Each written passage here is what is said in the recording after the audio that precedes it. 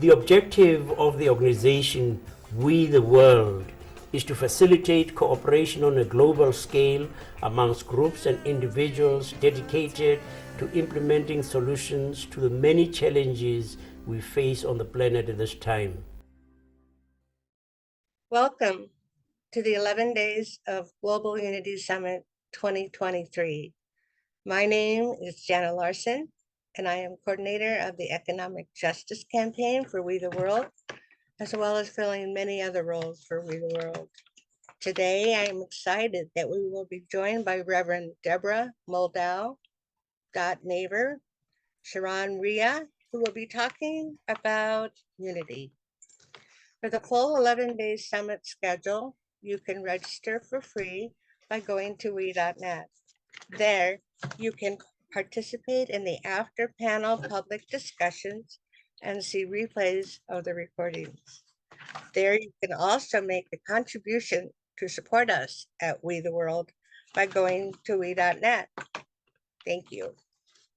Now let's bring in my co-host, Rick Ulfik. Rick Ulfik is the founder of We the World at we.net and the co-creator of 11 Days of Global Unity. Welcome to the broadcast, Rick Ulfik. It's so great to see you, Jana, and thank you all so much for joining us for this inspiring discussion of unity at our 11 Days of Global Unity Summit. To take action with the 11 Campaigns for Change, Trends Magazine, and all the work of We the World, please go to we.net. Now, it is my pleasure to introduce Reverend Deborah Moldow, an ordained interfaith minister, the founder of the Garden of Light, and the director of the Evolutionary Leaders Circle, which is an initiative of the Source of Synergy Foundation that brings together visionaries committed to the acceleration of conscious evolution. And Maver is an educator and peace builder who is inspiring cooperation on behalf of the common good.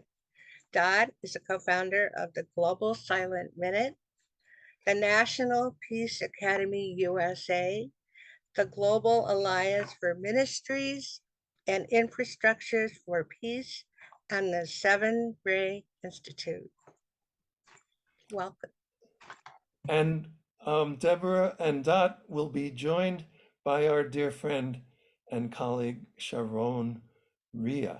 ShaRon Rea is founder of the No Judgment, Just Love global movement, and she is a life, family, executive coach, and peacemaker. Welcome to the broadcast, Reverend Deborah Moldow, Maver, and ShaRon Rea.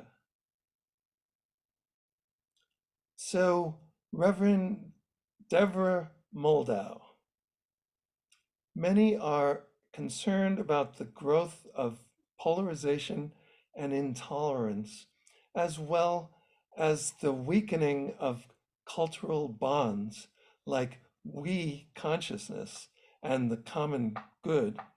The consequences of disunity are already affecting humanity's ability to properly address our greatest challenges like climate disruption, the mass extinction of species, poverty, and war. Can you please share about your work and what you are passionate about that relates to these issues? Thank you, Rick. I'm so honored to be joining you for this discussion of the important topic of unity at this 11 Days of Global Unity Summit. And let me take just a moment to thank you for the fine work that We the World has been doing to build we consciousness around the world.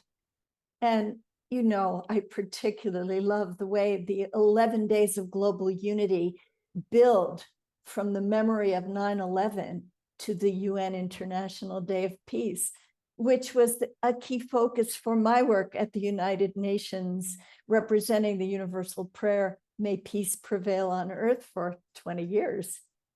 In my heart, I believe that all of us together are building a culture of peace that is circling the globe with the unstoppable energy of love.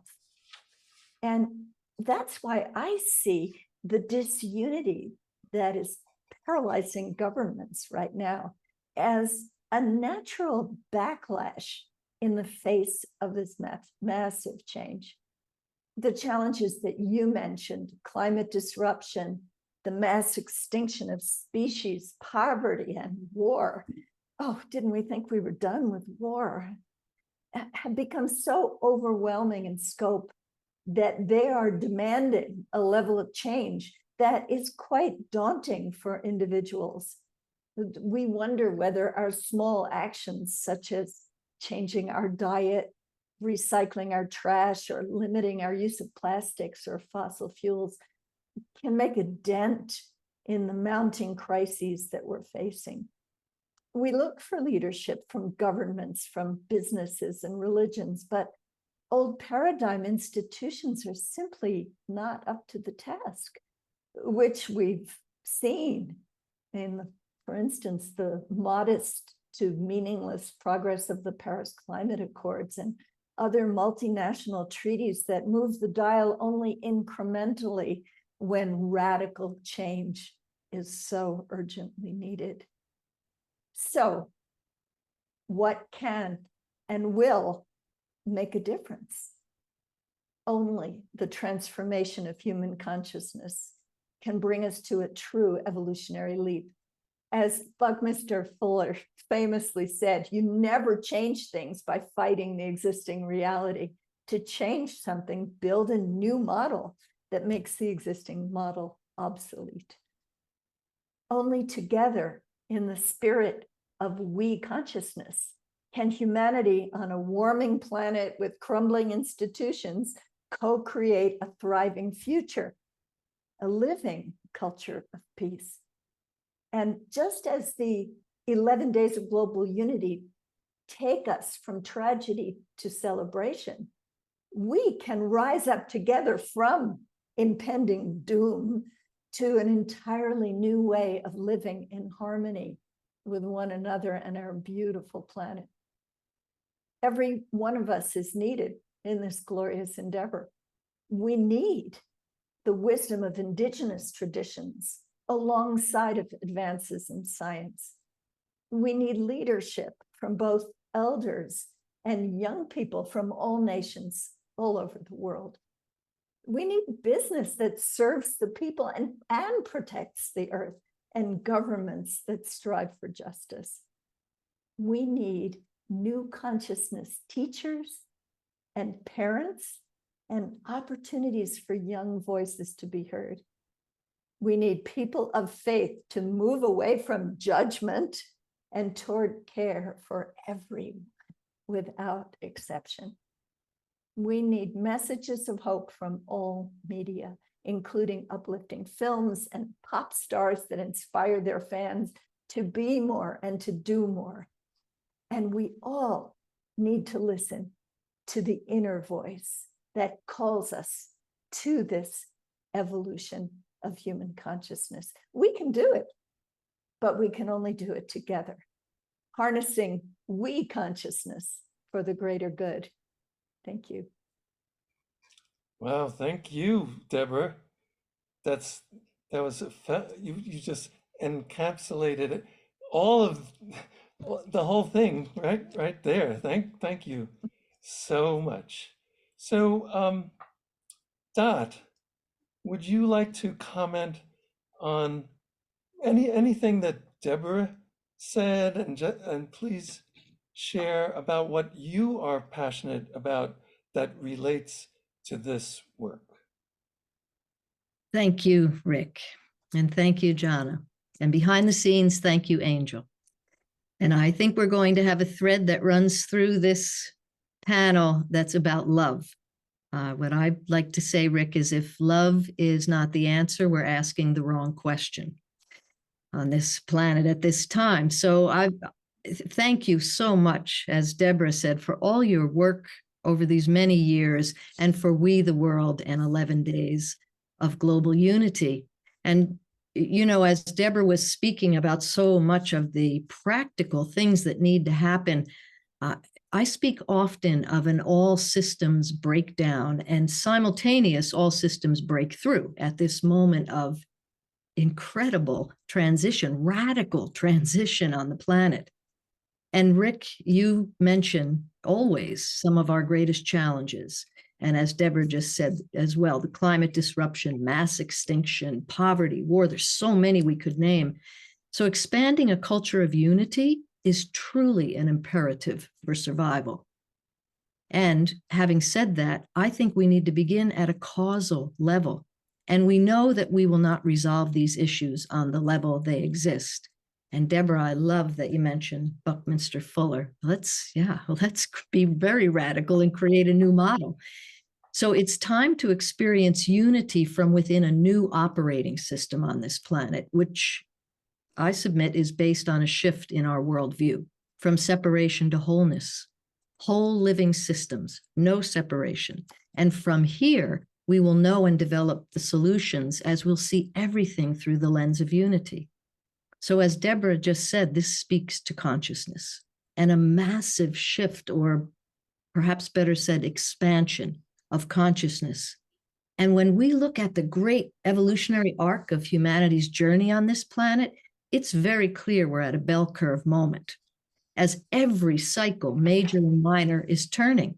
And perhaps the most common one we all know and speak of is the shift from Pisces to Aquarius. Well, this, Rick, speaks essentially to a shift from a focus on the individual to a focus on group, from me to we. And to understand how we might address the polarization, the intolerance, the weakening of cultural bonds that we are definitely experiencing right now, we first have to accept that the way we have operated on this planet is no longer working. Its use-by date is up. So, and Deborah, we've spoken of this many times over the years. As our consciousness expands, we are realizing the revelation of our time, oneness, and the need for a unitive perspective, and thus a unitive narrative. But how do we get there? Fear is everywhere and being fostered by those who would have us stay focused on materialism and separation. So I go to one of the sages of the last couple hundred years, Helena Blavatsky, co-founder of the Theosophical Society, who said, matter is spirit at its highest level, and spirit is matter at its lowest. That's a profound statement of oneness, of absolute synthesis. And it calls the question of our recognition that we are indeed spiritual beings having a human experience. So synthesis is, right? It's everywhere, one living system. Unity, that's created. And so how do we do that? Well, duality is our basic nature out here until we discover fusion. And once we do that, which is necessary prior to unity, and that fusion is hinted at in Helena Blavatsky's statement, everything on one continuum. Once we know ourselves as spirit-infused personalities, we lose our sense of duality. We think and feel and live through the heart. Love becomes an answer, a radical answer, because only then can we come together with others in the spirit of cooperation without the danger of polarity that ultimately separates us from one another. And unity is not uniformity, and oneness is not sameness. So it's up to each one of us literally to do our own work to realize our wholeness as a living system, to live this reality that we are one system within a greater living system, and that separation, that's the illusion. So the other thing I'd like to say is that shared purpose is key.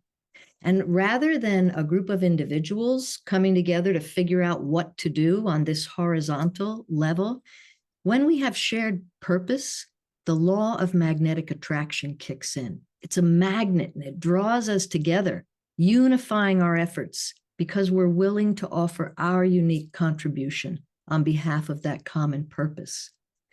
So I think a shared purpose of the health of the living whole system we call planet Earth is a good one. Will unify us so we can experience unity, and health is a free flow of spirit through form. In practical terms, that shared purpose holds the promise of meeting the basic needs of all life, no exceptions.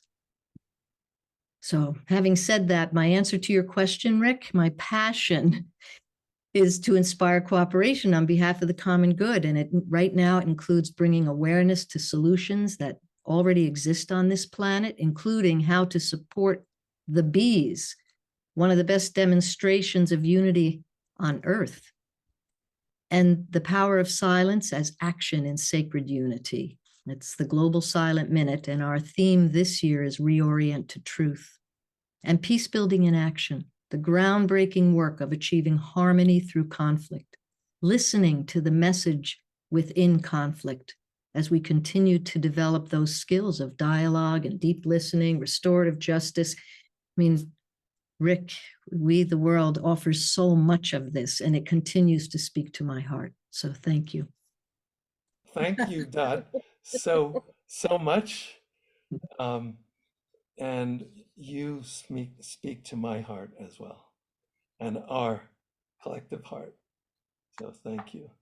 Now, ShaRon, you've been working directly with people, counseling families, working in prisons, and expanding a culture of connection and unity through your program and practice called No Judgment, Just Love.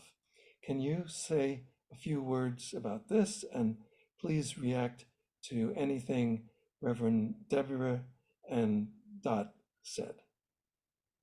Thank you, Rick. And this is my reaction to Deborah and Dot in unity with the both of you, especially in speaking about systems that were in a transition from old paradigms that served us well in the past, but just aren't ready to go with us where we're headed.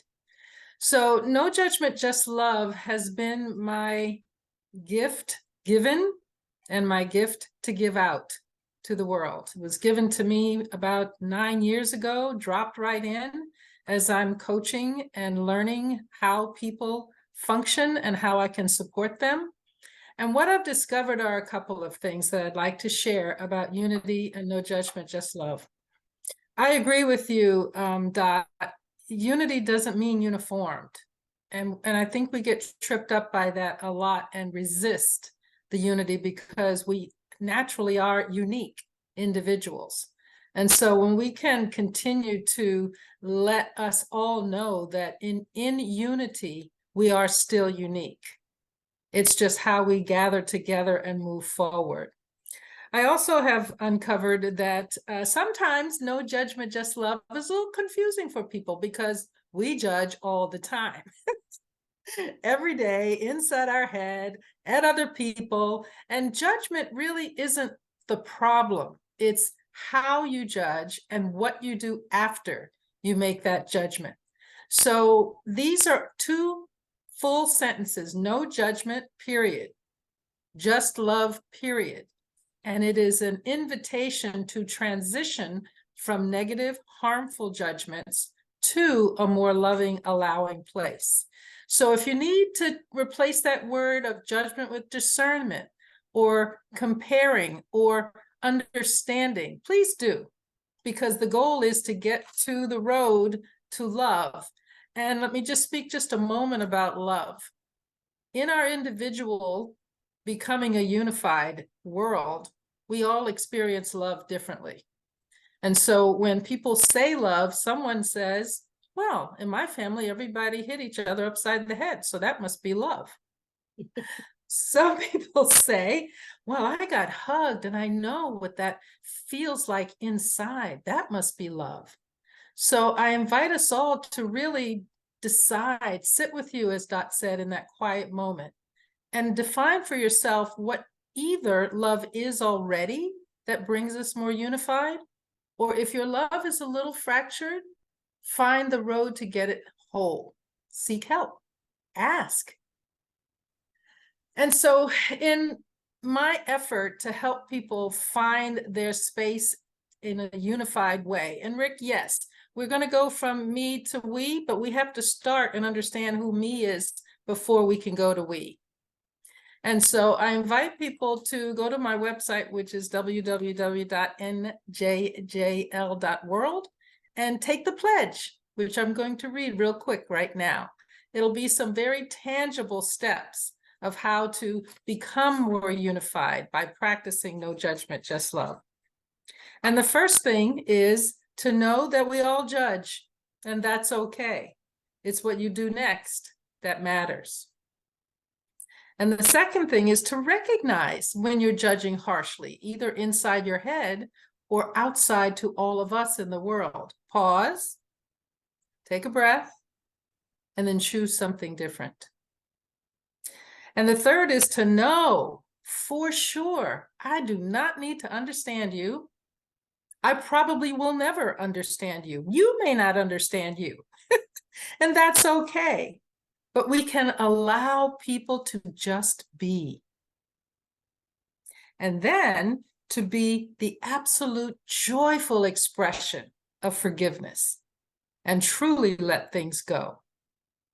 And finally, to embrace this movement of no judgment, just love. And as Reverend Deborah and Dot both said, let's open our hearts and live in ways that bring us more together through the movement of no judgment, just love. Thank you. Well, thank you, ShaRon. That was very concise and systematic, how people can practice no judgment, just love. So why don't we bring everybody up in now, and can we have a call to action? What are you calling for? How would each of you like people to take action? Deborah? Well, I think listening to this program is a really good start.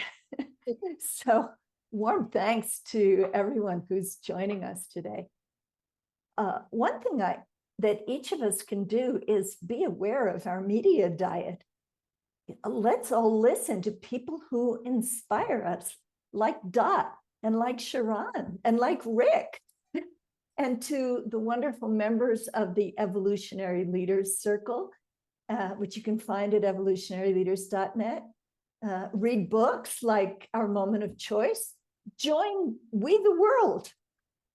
Join Humanities Team and the Holo Movement and other platforms that bring us together with like-minded visionaries, and meditate so that you can hear your inner guidance. I find that if you ask every day to be an instrument of God's peace, you get busy.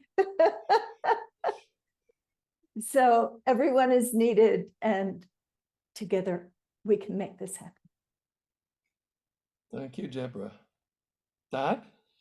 Yeah, thank you. I agree with Deborah. I find this very inspiring, and each of us coming at it from a slightly different angle, but we are then a living demonstration in this triangle, right, of ShaRon, Deborah, and Dot, of unity, and I'll say a unified field, because we have the capacity and willingness to really listen through our hearts, and no judgment, loving what everyone else has to say and offer. So yeah, what I want to say is follow your passion, follow what makes your heart sing, whatever that is.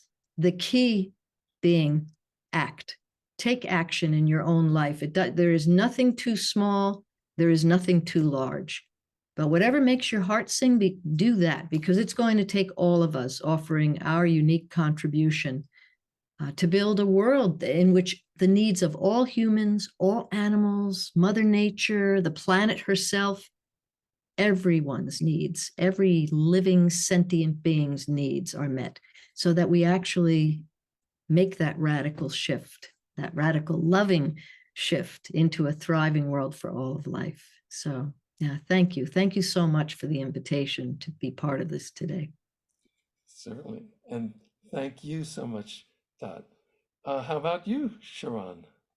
Oh, thank you. I too am very, very grateful to We the World for doing these 11 days of global unity and starting with unity on September 11th. I recall last year we said, why do we have to have a catastrophe before we realize we're all in this together?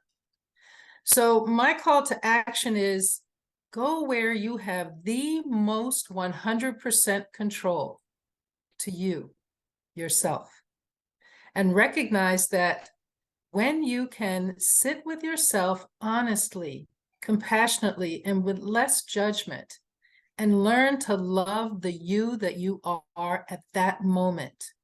You might want to become something different, and that's great. But love where you are right now. Find that appreciation, that acceptance, that allowance that you've had a life before today, and you hopefully will have many more days after this.